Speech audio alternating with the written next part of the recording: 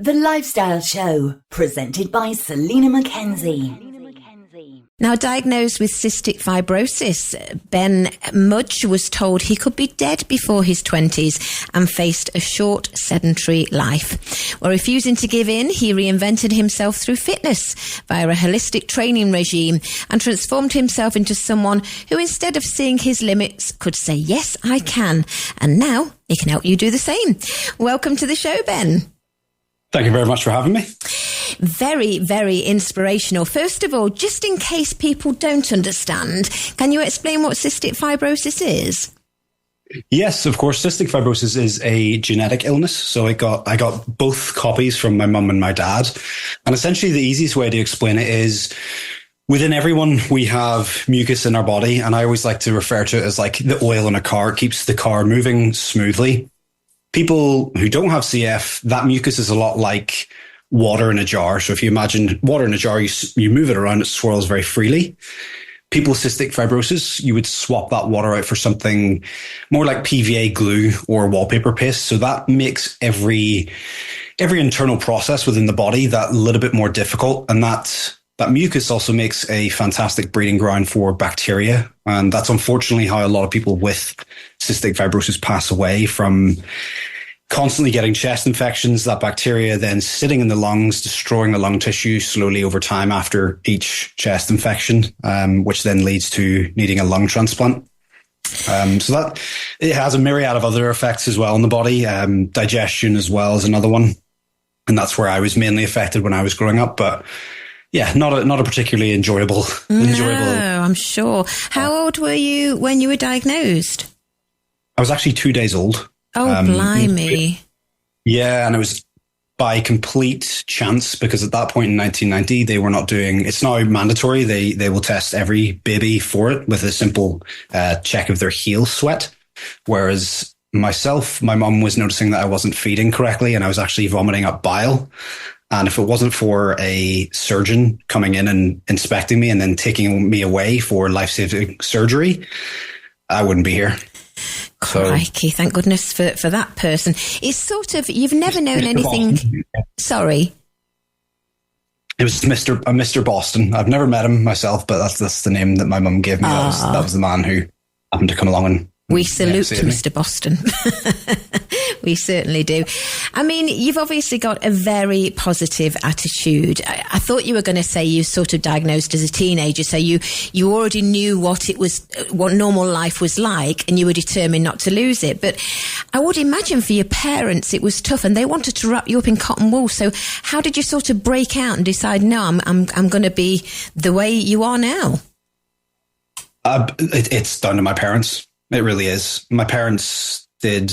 I mean, as you get older, you realize your parents are just doing what they think is best for you as a child. There's no book on it. There's no cheat codes. It's just doing what they think is right for you. And fortunately, my parents, I'm very, very fortunate to be the son of both my parents. In fact, that's the first message in the book. There's not much luck. I don't like using the word luck in terms of what I've achieved, because it has required a lot of hard work. And from the outside looking in, people can attribute that to luck. But the only thing I consider myself lucky in that regard is being born to my mum and dad, because they raised me to, give it the time it needs and then nothing more, making sure I was doing my medications, making sure I was taking all my tablets, doing all those things. And they just did such a fantastic job of that and not making it feel like I was restricted in any way. And then I think that just, because of that mindset, that's just what I grew up with. And I had an older brother, a younger sister. I always wanted to keep up with my older brother and annoy my younger sister and keep up with my friends. So that mindset was instilled in me from as young as I can remember. I never felt restricted in any way. And again, that's my mum and dad's. Incredible. Well, I want to go through the 4-pillar approach, which I know you use. But was it something that you created yourself, or did you learn this from somebody else? This actually came to me while I was out walking my dog, who's sitting beside me on the sofa here. He's passed out. And I was thinking, there's photos of him in the book, which is lovely as well. I'm just looking at him, actually. I've got your Facebook page open. He's a big black, looks like a retriever. Cocker spaniel. It's a cocker spaniel. He's a big, big boy. Yeah, he's gorgeous. Thank you. I agree. No, the four pillars: the sleep, nutrition, mental health, and movement. It came from unfortunately a bit of a sad perspective. But I was out walking him, and I had unfortunately heard the news of another person with cystic fibrosis passing away the day before, and I was reflecting upon, honestly, you know, whenever you've got something like this and you hear people passing away at such a young age, especially around my age, it came to me of what am I doing differently? What is it that I'm doing that is keeping me in such good health? And these are the four kind of things that I have treated with such respect and put a lot of time into. That I think these four pillars are really what set me apart and in terms of my health, from what I could understand anyway. And that's kind of where these pillars came from. So it's sleep, nutrition, mental health, and movement.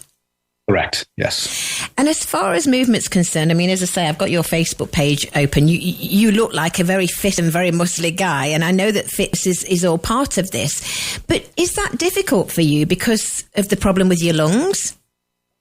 It's a great question, and I get asked that question a lot. And the honest truth is I don't know. I don't know the difference between having it and not having it. If you want to take it off for a month, I'll let you know. But as far as I'm aware, you know, I've always said that if you saw me in the gym, I'm doing nothing different to anyone else in there. It's just the consistency of it. And it's a big part of my life. Again, my dad, his perspective on things growing up was he was ex-military. So his understanding of it was, right, okay, it's mainly a respiratory illness.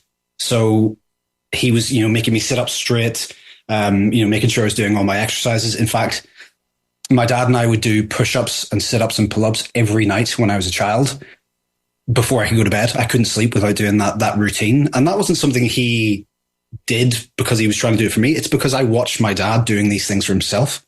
I watched my dad exercise. I watched my dad get up early when we were on holiday to go swim before we were all up. It was just part of my life because of my dad. And then my mum was a nurse as well. So again, you know, going back to being lucky, you know, talk about two of the best like possible careers to have as influences on me as a child. But yeah, it's been a massive part of my life, and my dad has been a significant part of that. Yeah, they sound like great people. I'm sure they'd say the same about you. Hopefully. No, they have. That's been the nice thing as well. My dad came up the other day, my mum and dad, and my dad actually asked me to sign his copy. Which was, you know, I had to fight back the tears, to be honest, because it's a moment that none of us as a family would have ever seen, you know, let alone me being this age. But you know, writing a book and helping other people, that's something that I'm truly in shock of, to be honest. It's incredible. Well, I think it will help other people, as well as the advice that you give through the four pillars. And I know part 2 is the principles, part 3 is the program. Is it also a bit of an autobiography? Do you tell your story?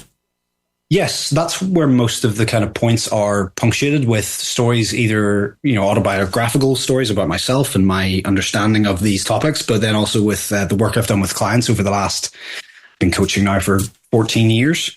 So a lot of these principles are, you know, because it's all well and good if someone can do it for themselves, but being able to do it for other people and of people of everyone's different. Absolutely, everyone has different priorities in life, different, you know, challenges, all those things. And the fact that these pillars have not only applied to me, but at this point, thousands of my clients, it's been incredible to give this information out to so many people, because I just want people to enjoy their life. You get one life, you get one go round, and I want people to make sure they're not feeling limited at all in that respect. Yeah, good point. Well made.